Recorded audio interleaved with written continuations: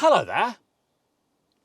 This is a Mark III Skoda Fabia, and in this video I'll show you how to set the clock.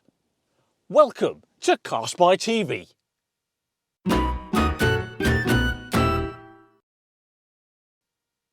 Right, in this car the clock can appear in two places simultaneously. That's here in the infotainment system and here in the instrument cluster. Now, there are two ways to set the time in this car. I'll show you both, but whichever you use, both clocks will be adjusted simultaneously. Option 1 is via the infotainment system. To get started, turn on the ignition. The system may now come to life by itself, but if it doesn't, simply press the power button down here and give it a moment to boot up, which it's done now. And next, press the setup button, which is up here in the top right-hand corner. Next, select time and date on the screen, then time. And now look, we can move the hours backwards via this arrow here, or forwards via this one here.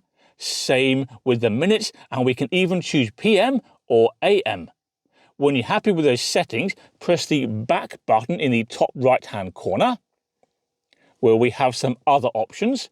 We can, for example, select summertime, which adds 1 hour to the time. So at the moment, it says 7:09 AM. Select summertime, and it jumps forward to 8:09.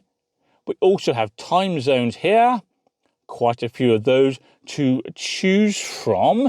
And look, we can even select a 12 or 24-hour readout, whatever you fancy. We'll go for 24.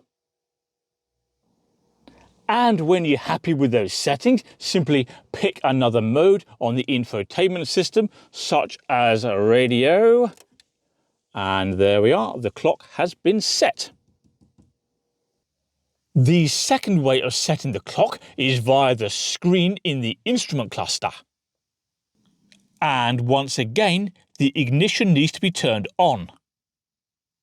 Next, press and hold down the set button at the bottom of the screen until the word time appears up here.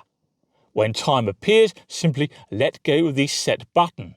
Alright, so press and hold it down, wait for the word time, let go. The hours have been selected, so we need to now immediately press the set button briefly, as we're doing now, to move through the hours one at a time. Or if you want to go a long way, you can hold the button down, like so.